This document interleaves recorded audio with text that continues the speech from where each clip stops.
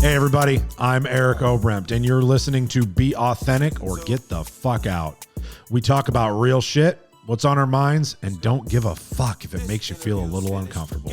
So sit back, strap in, and get ready for some real shit. Hey everybody, welcome back to another episode of Be Authentic or Get the Fuck Out. I'm your host, Eric Oberempt. Today is an exciting day. Let's get the housekeeping out of the way. Remember, we don't have any sponsors. Why don't we have sponsors? One, I probably just haven't asked enough people. Two, it's so we can say whatever the fuck we want, whenever we want, and so that my guests can say whatever they want, whenever they want to. So because of that, we do ask for admission. And again, I stole this from Andy Frisella, but we ask for admission, and we ask you to share this if you got something from it. If something hit you, if something touched you, if you think that somebody else needs to hear what we were talking about here today, share this shit so it can get out there. We don't get paid for this. I do this because I love doing it, and I want people to learn or be able to change their lives in some way. So that is the housekeeping. Please help us out if you can. Today, we have a very special guest that came in. Well, I'll get into that in a second. Mark Lundholm. Thank you, Eric. And they don't know this, but we just met today in person for the very first time. Correct. And we talked a couple times, emailed a couple times, and I want to tell everybody listening and watching out there, he's not the only one not getting paid for doing this. All right, there's a diversity here. I was wondering how long it was going to fucking take to get that out. It wasn't long. It was. I don't want to disappoint. I've disappointed enough men in my life. First out the gate. Yeah. I'm a comedian by trade, and my job, my passion is to make light of or add light to, in a genuine sense of, man, the world takes themselves so seriously. Some people don't have to be taken seriously. Right. One of those things. So I'm joyful doing this. If it gets out there and helps somebody, that's the thing. And if it did help you, help somebody else. I mean, and that's the idea, right? And that's why I'm so excited that you're here, because we've been pushing really hard to be able to reach people that are in recovery or looking at recovery, because, and we talked about this a little bit, the whole podcast isn't about recovery, right? Like, we just happen to have a very large group of people that do watch us and listen to us that are in that world. And so I do want to touch on that today. Okay. But I want to explore some other, things as well if we have time. Isn't that what happened to you? I mean, sober is a doorway, right? And then after that, the rest of the world is on the schedule. Right. I had to, sober is not a secret here, but I had to rejoin the human race on their terms. And most people on the planet, fact, are not addicted. Mm-hmm. Most people, 8 billion people, most of them, their day is get to bed safe and fed. Yep. They tell the truth. They show up on time. They have dinner with people they care about. They're not stealing from granny upstairs. They're not using a bag instead of a promise as a tool or healing. So this normal life that people get back into, mm-hmm. it's easier to navigate with all the trauma. That's kind of, my work is a lot of that. I want to be available to everybody, not just the sober folk. Right. And I'm glad that you said that, because your work, I'm super interested. And I think that the listeners would be too, because a lot of people, like you said earlier, like if they just Google Mark Lundholm, they're going to see comedian. Yeah. But they don't know all the other shit that you do, and like the reason that you're here in Houston today. Right. I mean, that blew my mind. Like, I thought, oh, he's coming down to fucking tell a couple jokes to some guys at a fucking treatment center. Yeah. You know what I mean? And then as we were driving up here and you were telling me everything that you've been doing, I'm like, dude, you're not a fucking comedian. Like, you're just helping people and saving lives, and you pay some fucking bills telling jokes, is what it seems like almost. I have a very, very interesting calling. I get to do comedy in a mental health lane. I work for treatment centers, prisons, jails, rehab, shelters, detoxes, places where people have put themselves to get help or been put to be helped. You know that difference. I don't know if the listeners know about your history. They certainly don't know. Okay, so I was a guy who was locked up for a lot of time. Penitentiary, county jail, state time. I did a lot of stuff, and I deserved every minute of it. I don't know about you. Yeah. But if they locked you up for everything you really did do, when would you get out? I would not be out. It'd be a never over here, too. Correct. So if I got justice instead of mercy, you'd never see me again. They'd never be hearing from me. But because of that Sallyport clang that opened my way on the last day, and I got a foot outside the gate and then 10 feet outside the gate and then 3 years outside the gate, I can go back to places now joyfully, willingly, and pass on something in a humorous fashion that's really hard to swallow otherwise. You know, you're 40-something? 43. 43, okay. I'm 63. So back in the day, before we said back in the day, you remember when you were younger and everything made sense, it was perfect. And to kids now, younger people, everything makes sense and it's their way, right? So old Uncle Shitty here can't tell them much. But I do speak a few languages that are not primary to me. Like back in the day, we had a spoonful of sugar makes the medicine go down. Right. But if you're under 30 and you're watching this, I want to relate to you because the pain was the same growing up. I'm confused. When I'm confused, I get angry. When I get angry, I get drunk. When I get drunk, I get locked up. So confused means locked up. I'd rather save you some time. It's funny now, but remember the things like you got a kid, right? Yep. You got a kid. So I got a 15-year-old, and I'll tell him, dude, you heard about some of the stuff that I grew up with. You don't remember because you're too young. If you're under 30.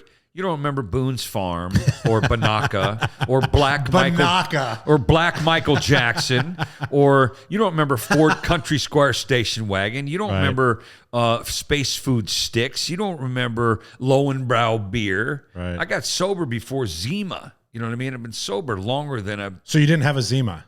Never. I don't know what you know what mine is for that? What? Fireball. Okay, Fireball. Because same. I was White Claw. Yeah. Right? Yeah, never had it. I don't know any of the K2 Molly, bath salts, bars, and dabs. But I know what comes with the price of being a chemically addicted, confused kid. Right. Or individual, or parent, or husband, or whatever. So the humor there gets to travel. I get to travel because I'm funny. And I've done more this year traveling than I care to admit. I don't like being on the road as much as I am, but there's a calling for this, and nobody really does what I do. Mm-hmm. I'm not being grandiose. It's nobody goes into a treatment center today and does 7 hours with 40 patients who are pretty sure that they kind of want help but don't want to do what you tell them to. Right. You know that resistance factor of, hey, listen, I'm smart. I'm capable. I still got a house on the lake. I still got a second car. My wife's not totally through with me. You know, that resistance to change. And I'm not talking about sober. I'm talking about misinformed, so we're misguided, so we're miscreant as far as partnership goes, right? Mm-hmm. I don't argue very much, never with an audience, ever.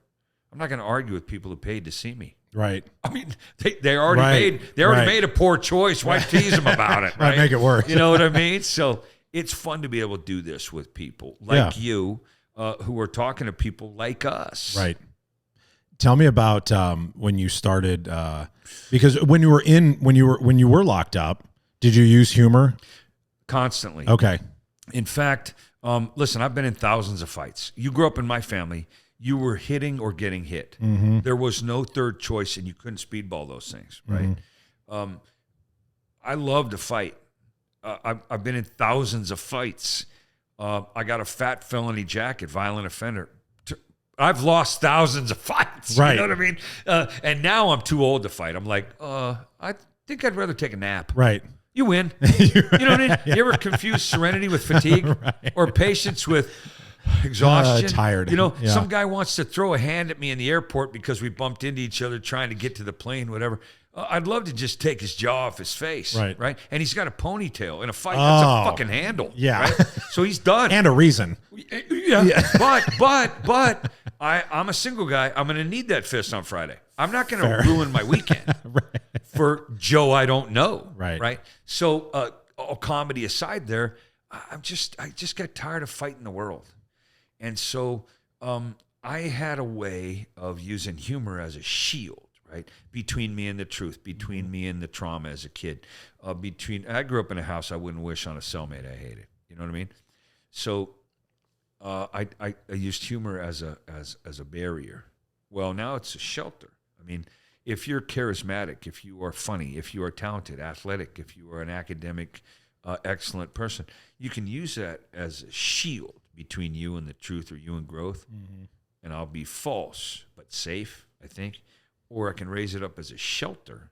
Now my kid goes to private school. I got a pretty good gig. My ex-wife gets a check every month she loves. And I love her. We're great parents. Right. There's no ex-kids when you split up.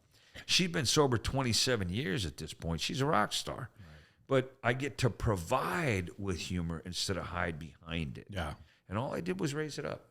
It's the same, like this hand right here. I can make a fist, or I could raise it up and say, hey, will you help me? Right. The hand isn't in charge, So I can hit somebody, or I can ask somebody. Mm-hmm. I got all the tools I need. I was ill-equipped, though, when I was a kid, because I don't know what tools and weapons are. I just know what the weapons are. Right. I'm fast. Yeah.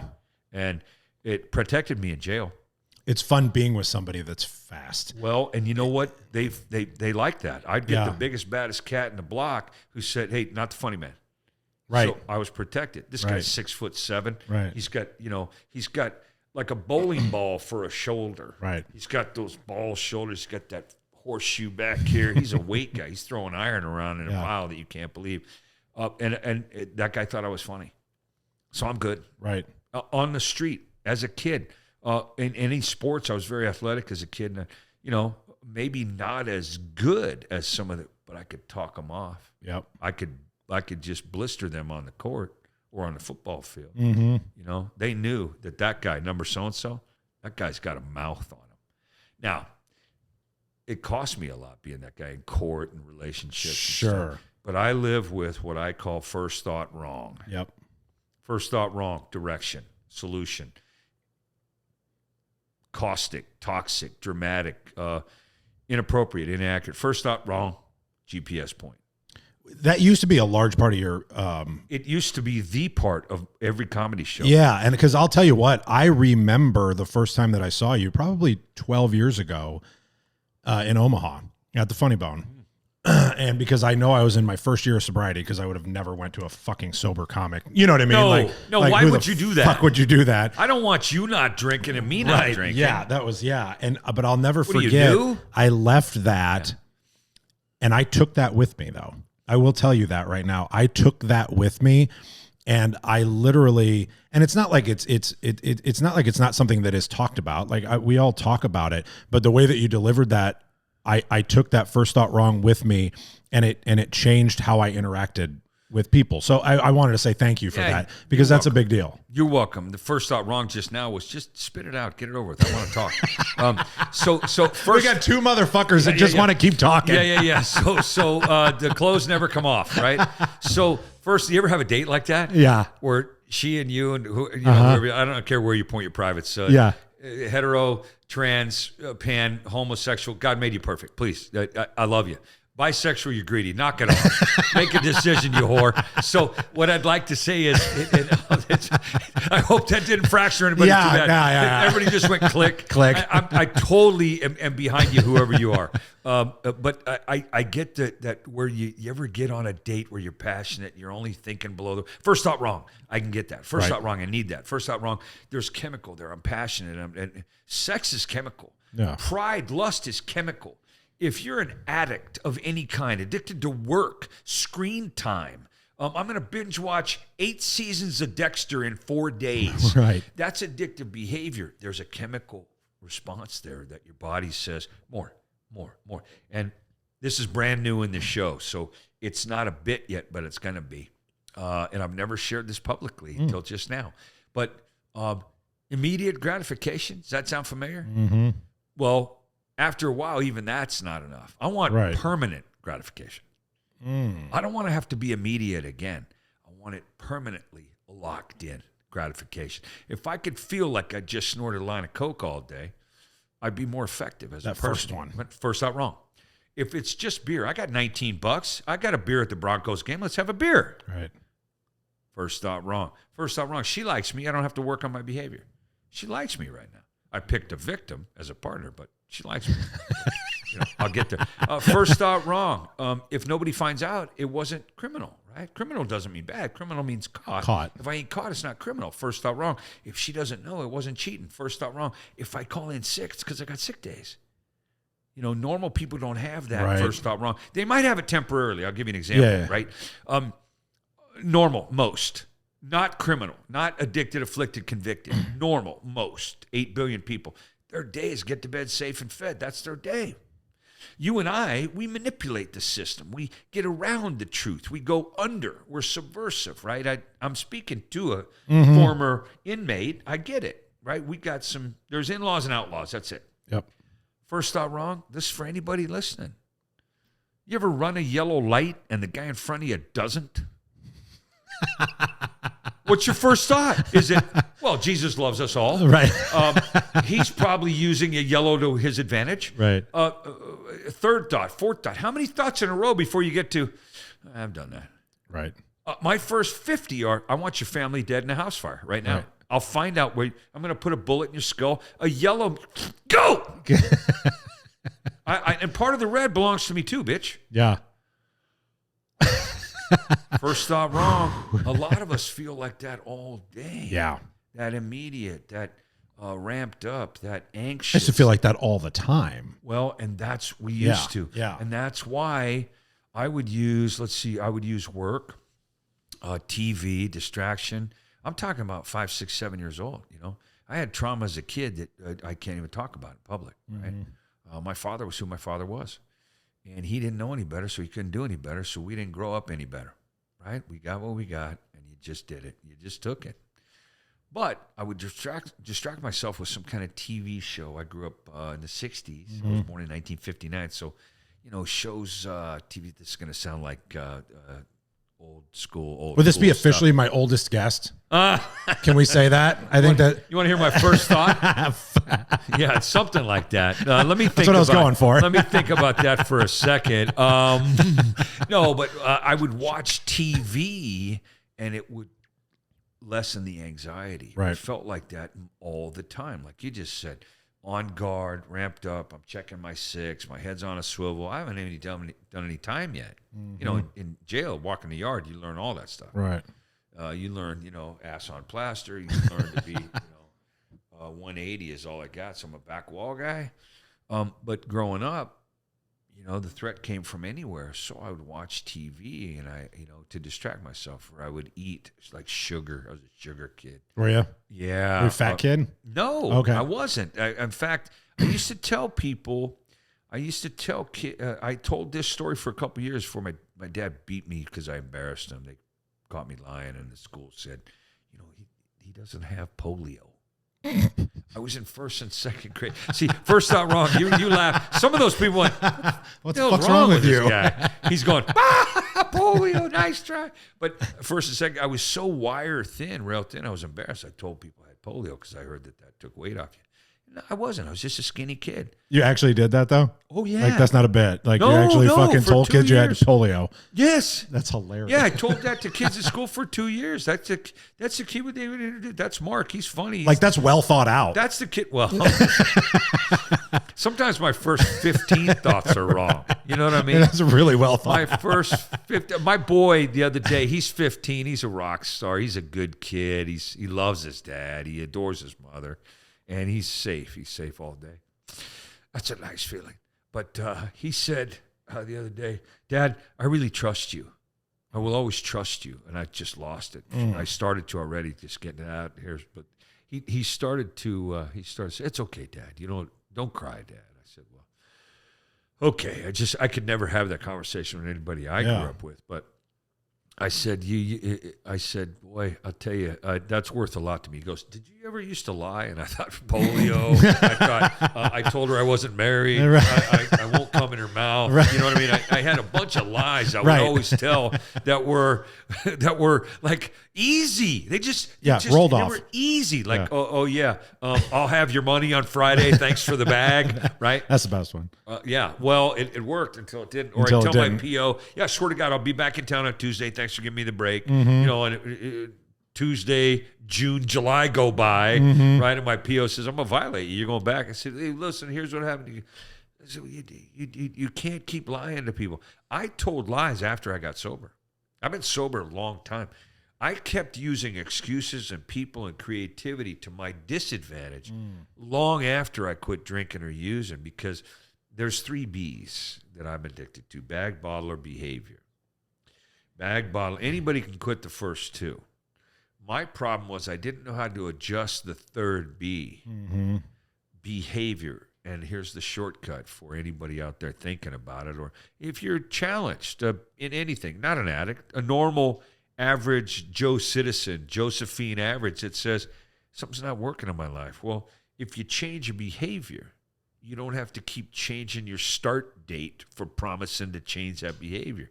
I'm going to change my behavior. I'm going to change my sobriety date. I'm going to change my behavior, or I'm going to change my wedding day. I'm going to change my behavior, or I'm going to change my release date from jail. So I'd rather change my behavior. I didn't know about the 3rd B for a long time. Bag or bottle, I dropped out 1,000 times. How many times did you quit? Twice. Okay. How many times did you quit? Once. Okay. How many times did you quit? Well, now I don't know what the fuck you're going. Okay, all right. Yeah. Well, there's nothing wrong with that, but first thought, second thought, third. Wrong doesn't mean punished or Right. bad or criminal. Wrong just means wrong direction. There's nothing wrong with either one of us. God made How no many jump. times did you actually want to quit? Yes. How many times did you quit? How many times did you promise her you wouldn't Right. do it anymore? How many times did you stop? How many times yes. did you promise that a lot? Well, how many times Yes. did you quit? No, Okay, yeah. swear to God, I quit maybe thousands. Right. The joke is, as the alcoholic I was, a street guy, I was a 120-pound shake and bake, look and cook, tweak and peak, thump and bump street guy in the 80s. I lived under a bridge, right? Somebody would say, well, why didn't you just quit? I said, I quit every day. Right. I quit 6 times one Friday. You know what I mean? I quit. I swear to God, this is the This is last the time last I one. quit. Right? Yeah. I quit, right? Normal people watch this and think, did he take a nap? Just Yeah. 3 heroin addicts went, Yeah, that looked got it, good, yeah. man. That looks so good, right? We first thought wrong. That's my problem even now. Right. At years later sober, and very, very, I happily say this, very successful at what I do, most of my work's mental health based. It's not comedic. It's not Showtime. It's not Netflix. I get to create content that is good for mental health professionals or mental health patients. Oh, and That's my niche. And that's what I don't want to forget about talking about that, because we were talking about it on the ride up here. Oh. I want people to know some of those resources that you have available, because they were amazing, and I was shocked that they're there. They are amazing. And your They're- book. and it's not because, just the book came out this week. You can get it on recoverybookstore.com. recoverybookstore.com. In September, it'll be on Amazon and Barnes & Noble and everything. And it's called? It's called Shortcuts, Better Ways to Better Days. Okay. It's simple. The audio book is already recorded. That comes out in September. Did you do too. it? I did. Okay. I did the voice for the stuff I wrote, Yep. right? The book's all true. It's not about Mark Lundholm. It's about the concept of first thought wrong and shortcuts to, I don't want to wait 10 more years or another prison sentence to find out that, oh yeah, if I got to keep it a secret, it ain't worth doing. That's one of the chapters in the book. If you got to keep it a secret, don't do it. God. One of the chapters is grateful never fails, ever. I'm grateful or I'm challenged. I'm grateful I become less challenged because now I have more passion. Shortcut, the argument you win is the one you don't enter. You give energy to something, it continues. Correct. Right? I come out of a Dallas airport bathroom and I'm Have syphilis. who told you? No. Fucking Dallas airport. What was your third thought? Your first two, I thought, I heard a You couple. saw it sure, going, yeah. No, not funny enough. No, Too yeah. mean. Syphilis. That's Syphilis. fair, right? And listen to his story, Yeah. right? He probably had syphilis, yeah. No, I always tell people AA is a great place to go because you hear the bottoms that aren't yours. You sit in an AA meeting and think, I'm grateful I only have herpes. Right. Bless the sweet baby Jesus, No right? shit. I could have been that guy. Correct, yeah. But we have a way of manipulating the environment instead of changing our behavior. At least I do as an alcoholic. addict, criminal. There's a lot of titles. Yeah. But I come out of this bathroom and I'm on my phone. And that's a felony right there. Walking and talking on your phone. It's my bad. Yeah. And I cut the corner beside. In the United States, we drive on the right. We kind of walk on the right. Yep. So if you're coming into a bathroom, you're on the right to come in, and you're exiting on their left, my right. So I did both things wrong. I came out, cut the corner, and I'm on my phone. I run into this guy. He goes, "Motherfucker!" Now, I've got 3 kids from 3 different moms. He nailed it. That's what I said. First thought wrong, second thought. It took me 3 or 4 seconds. Yeah. I get to thought about 12 or 13. It's possible to slow down to grow up. Right.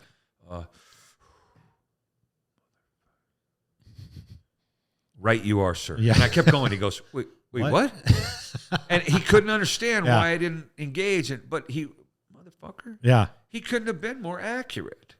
Literally. Right. Now, if I want to give energy to that and throw a hand at him and miss my plane or shoot, I'm probably going to the infirmary or the hospital. Yeah. He's probably going to get locked up. Neither man's going home to their family that weekend. There's a shortcut there. What you give energy to will continue. So first thought wrong, take a breath, plant my feet. Right you are, sir. That came out of my mouth. There were 50 thoughts before that I'm really vicious and fast that I filter. If you're somebody listening to this and you got a romantic partner, a partnership that you're in, how many times have you said something and immediately gone, "Ooh, that's not going to work"? That's first thought wrong that leaks out my face. I got a filter now. But I get to talk for a living. Right. It's pretty cool to be able to go into a place and present to somebody who's challenged or bipolar or manic depressive or just severe depression, PTSD, all those things that happen in my family on a daily, nightly basis, right? Well, I get to talk to family all over the planet. You're related to me. The people who work for you are related to me in some kind of sense, right? We're relative to each other. So the work I get to do is mental health based, but it's really comedy. It's comedy. It's a humor based delivery of message that says, "Oh, you got an option here. You're not locked into that behavior. You think you are." First thought wrong says, "This is who I am." I got a guy I work with, sponsee. If you're in the 12-step, I'm a 12-step guy. I'm not here to pimp for any program. This ain't timeshare. So I'll do that later. Yeah. Okay. All right. And listen to him, my God. So I got a sponsee that used to say, Josh, he's my Marine. He's the warrior in the tribe we have. 15 years clean now. Good dad, great husband, but he's a PTSD guy. And all the time he'd react and say, "That's just who I am." And I'd go, "Well, let's be less you for about 30 seconds." So we'd slow down. There was some compassion that shows up, but he's a good, kind, fair man. He's an atheist. He doesn't believe in God. But I still speak those languages with him that say, "Hey, warrior, Marine, calm down just for a second. Let me ask you a question. What's your thought on this? Give me your 5th one." And I'll ask him a question. You really think she's cheating on you? Let's go to the thumb thought. Let's count from our little finger to our thumb. Let's just take 5 thoughts. You really think she's cheating on you? Yeah, she. Well, I would if I. I saw a text. Maybe I was confused. I was afraid to ask her. Probably not. We slow down our thinking. We get to, and we lower our voice. If I lower my voice, I just raise my standards. I love that. I automatically, right? Volume doesn't substitute for content, right? Or strength. Volume that we think it does. Shit. First, I'm wrong. Shit. Yeah. So here's the joke. God, ready? Because I'm a comedian. Yeah. Right out of the show. This one's right out of the show. But I don't yell at my boy. He's PTSD for noise. We think it was conception. And I don't yell at my ex-wife because it's unproductive, as it turns out.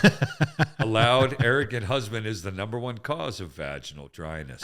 So I learned that in therapy. It took me a lot of years. Learned that in therapy. Yeah, I did learn that. We were married for 7 years. We were in therapy for 9, right? We really wanted to get better. But she's been sober a long time. I've been sober a long time. So we're real good with the kid. We can give him shortcuts to... that's why the name of the book is Shortcuts. That's why everything I do is branded Shortcuts. I do shortcuts for facilitators of group, shortcuts for therapists. I get to work with PTSD SWAT teams. I get to work with first responders. We got a bunch of people on the front lines. I get to work with soldiers who, man, they're taught that heroes are in the ground, and it's just not true. Right. 23 vets a day commit suicide because heroes are in the ground. I can't be a hero unless I'm dead. It's nobody's fault, but it just doesn't work as information when you get out of the sandbox, whatever you want to call it, the Middle East. They used to. I've worked with all kinds, all flavors. Coast Guard, for God's sake, NASA, Marines, military, Navy, who they can't get past this. I don't surrender. I don't surrender. I don't surrender. Surrender is losing. If you have a certain mentality that says I'm going to use chemicals instead of truthful or helpful or spiritual, right? Surrender is not an option, right? But if you do surrender, you start to win. It's just one of those things. It's oxymoronic. Yep. It doesn't make sense, but if I think about it, I'm at risk. And I'll challenge anybody out there. How many times has intelligence not been your friend? Smart is a handicap for some of us. High IQ equals lower bottom. Yeah. Right, I got an IQ over 150. That's documented. But I'll tell you what, it got me a gun in my mouth at 29 years old. I tried to hang myself in a tree at 15. The smartest guys are the hardest ones to get sober. It's because we try to outthink try to a make your force own. of nature. Yep. So let's see. Dallas has Dallas and Texas and Houston. It's Tornado Alley, right? If you're on the coast, Houston, it's hurricane, right? But a tornado in the Midwest, there's an alley for them. There's a hurricane season. If you're in the South, if you're in California where I live, it's earthquake unfriendly. We have earthquakes. Every part of this country has a geographical threat, force of nature. Mine's in my head. First thought wrong. Try to outthink a tornado. See how far you go. Yeah. Wherever it takes you. Right. Just stand there and be very intelligent. Just stand. You can't even do that with diarrhea. Next time you got diarrhea, sit there and think smart shit. Right. See what happens. I'm better than this. I've got a degree from Stanford. I love people. I'm very intelligent. I can shit solid today. We can't stop a force of nature that's temporary. Diarrhea is temporary, we hope, till you're like 60. Then it's all day. I made that up. I hope that's not true. You ever know you're getting old? All the fucking time. Okay, so you ever know, this is a question for anybody out there. You ever know you're getting old? You ever run out of breath and you're eating? And you're eating. Oh, fuck, that's good sushi. That doesn't happen to young people. No, right? no. You ever pee 3 times a night? You only got out of bed twice? I'm not there yet. All right. I'm not there yet. Lucky so you. I had the breathing thing when I lost about 100 pounds. Yeah. I was like 310 when I went to rehab. And I've told this story before that when I decided, we actually flew to Chicago to go see Louis C.K. show. Yeah. And I was getting back on the plane and I was walking to the fucking plane and I was winded. Yeah. And I sat down and went, fuck, you got to do something. Yeah. And that was it. That was my moment. I was winded walking to a plane. Yeah. Like, that's not even getting old. That's just getting fat. But to your point, there's a girth here that I want. I've got a film I'm doing in November. Yeah. So right now I'm on a trim ego thing. I want to look good. The camera adds 10 pounds. We're using 10 cameras. You know what that means? I got to get back to my freebasing weight. So or my birth weight of 9 pounds 4 ounces. So I get to be thinner in my head before I'm thinner to you. Right. I get to be sober or kind in my head before I'm kind and sober to you. We have to convince ourselves that the behavior needs to change, because the bag in the bottle or the brutality at work, you talk to you work with them. Roofers are alcoholic. Roofers are workaholic for sure. Roofers are sober. Roofers are people, just like every other occupation on the planet. You know, you have a specific niche. I have a specific niche. We're going to help who wants help. Yep. We're not going to help who needs it. It doesn't work. Right. This ain't for people who need it. Right. This change of lifestyle. It's not for people who need it. It's not for people who want it. It's for people who will fucking do it. Correct. So if you want to do it, call these people. That's a very profound statement. Well, I have one a day. One a day. That's all you need. That means I'm all done. More than most. Is that all you need, really? One a day? I don't know. Fuck, that's more than most people. You hear that in a crack house? Oh, that's your one. Yeah, that's your one. That's it. You got to go. You never hear this in a crack house either. No. After you. That's funny. Yeah. Okay, I got one last question. Okay. One last question, because I know we need to start wrapping it up. And I wrote this down earlier because one of the themes that we talk about a lot on here is just how divided, the world has become, right? Yeah. And conversations that happen, and actually lack of conversations, lack of empathy just in the world, right? And my question to you, due to your profession is, do you think that comedy can help start conversation? My answer is I think so. But do you think that comedy can give people the opportunity to be open to listening to somebody else's point of view, to understand at least where they're coming from, even if they disagree?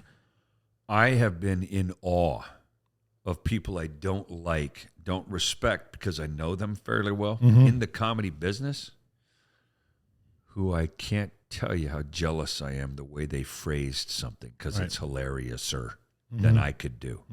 Now, that's putting principles before personalities, which you and I have heard someplace else. I've got just a real simple answer to that. With comedy, with politics, with religion, with all the separators, right? There's a lot of things that are supposed to separate us. We live in a time now where it's not okay to agree to disagree without being disagreeable. Right. Now you agree to disagree, and somebody's got to be wrong. Has to be. And I have to pull you on my side. I have to make you sorry you're on your side. Correct. That's where we're at. I don't fight like that. I don't live like that. I don't love like that. I don't survive like that. So here's what I'll say. When it comes to anything, comedy included, you can take it personally or you can look at it truthfully. If I look at something truthfully, Louis C.K. is not a convicted whatever. Bill Cosby's not a convicted. Now, I'm not condoning either one of those behaviors. But I'll tell you what I know.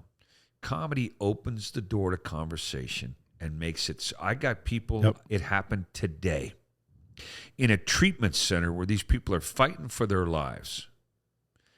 They will tell me things they won't tell their parents or their priests. Surely their partner or their kids. They'll tell me because I'm funny.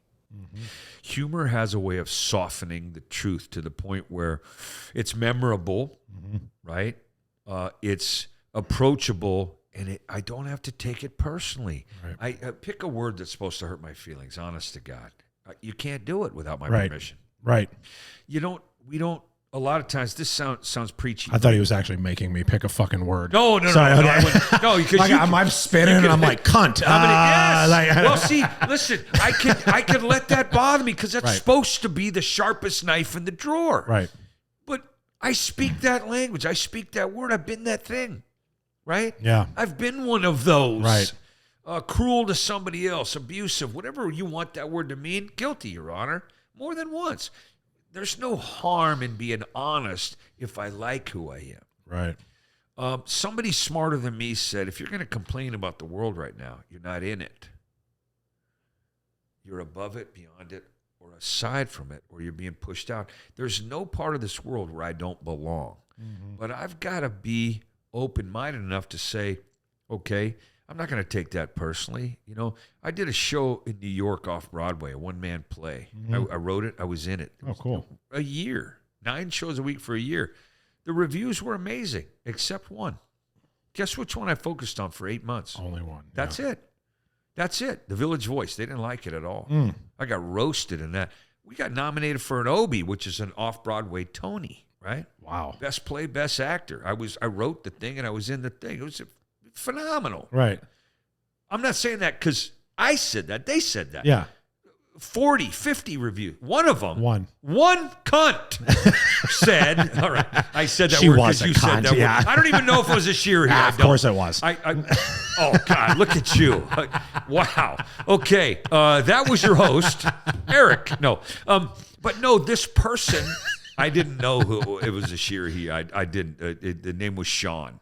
So it could have been sheer he. And it wasn't spelled like anything you've ever seen. It was S-C-I- $. No, S-C-I-A-N. S-C-I-A-N. With a C? S-C-I-A-N. Holy shit. Yeah. Okay. And I think it was one of those things. You ever seen parents name their kids something really unique? Yeah. That's a death knell right there. Yeah. Don't name your kid something crazy or special or Moses. Don't name your kid. There was only one Moses. Right? And he was lost for like 40 years, if I read right. Yeah. Right? Don't name your daughter Chastity. That's not going to last. Right? So don't name your son Chase. He's not going to be a leader. That one takes a while. It does. The potheads go, this isn't my room. Hold on. What? Landed. But you can take it personally, whatever's going on, or look at it truthfully. So I'll look at the truth case by case basis in whatever governmental, political, spiritual fight somebody's having. There's LGBTQ AI. They've stolen all the good letters and the fucking rainbow, right? Give us back the rainbow at least, please. Right. But that's an important issue, right? Because there's an identity thing. Political. There's an important identity. People want to find out who they are. They want to be defined as. They want to be seen and visible. They deserve that. Yeah. Everybody, not just they, you and me. Right. But our cause isn't more important than their cause. Right. They're all important causes. So I'm not going to denigrate somebody else because they disagree with me. I'm not going to take it personally. Somebody can hate the material I do. It ain't personal. Right. There's a truth to that, right? It's not their flavor. How many movies have you seen in the last 5 years that you wouldn't go see again? Mm-hmm. You know how much money those movies cost? Millions. Somebody spent $150 million on that idea. Right. I left early. Yeah. That doesn't make it a bad film. Right. It wasn't for me. Yeah. So I got to give them that too. I can't please an audience 100%. Right. But Sam Kinison said, it ain't about everybody liking you. It's about a small percentage of this planet who fucking love you. Yeah. And I have that. I love that. I got a good follower. I fucking love that. Yeah. That's Sam was a genius. He was a brutal genius. He was one of us. Yeah. That dude, holy cow. Did he get sober? He did. Oh, okay. He died sober. He did die sober. A drunk driver killed him. Is that right? Yes. I did not know that story. Yeah, he was driving from Arizona back to Los Angeles after a gig. And he got killed by a drunk driver. Oh, shit. Yeah. I did not know that He part was of the story. not the drunk driver that night. That's crazy. Yeah. Wow. Okay, I know we need to wrap up. Here's what we do at the end of every show. Okay. I always want to give the last 2 minutes to the guest just to close it with anything that they either wanted to reiterate that they think is important for the audience, or something that I forgot to fucking ask that they're like, hey, that dipshit didn't say that, so that you can get it out there to the world. Other than the book, and we're going to have links to the book on the show, and the book is going to be our company book club book after it comes out as well. That's FYI. nice. No, you didn't forget to ask me anything, but what I want to tell you is if you're listening to this, if you're watching this, please look these people up, right? Please pass, share, like, whatever you got to do for this podcast, because the momentum here is important. You guys are good people. I've done lots of these, right? You guys are good people. And I'm a trauma kid, so I got a nose for false. I got an antenna for threat. I know who to check for a wire in a dope deal. I know which person to buy from. I could sell guns to nuns. I'm slick. Right. You guys are the real deal. So if you're listening, pass it on. Become a regular listener. It's hard to listen for long. Yep. So go back and finish what you didn't hear. Right. So that's my 2 minutes. I'm glad to be here. Well, I appreciate it. I want to give you a very genuine thank you. You're welcome. For taking the time, spending the time, and as was so graciously said in the very beginning, didn't get fucking paid. No. Listen. So, Hey, pro bono means for good, right? For It's good. Latin. That's what I heard from some priest when I was a little kid. Yeah. But it means for good, and this can't hurt anybody. I mean, I got time. I got Cadillac complaints and hangnail hassles. You know what I mean? I know when to give away time. Right. So I hope that people listen, adopt you as family, and just pursue this. And if you need help, good Lord. Or atheists, hey, the universe just asked you, can't you ask for some help instead of being your own answer? Right. I love that. Yeah. Mark, thank you for being here. And as we end every podcast, remember, everybody, be authentic or get the fuck out. Be authentic. Get the fuck out if you can't be authentic. Yeah. Swipes.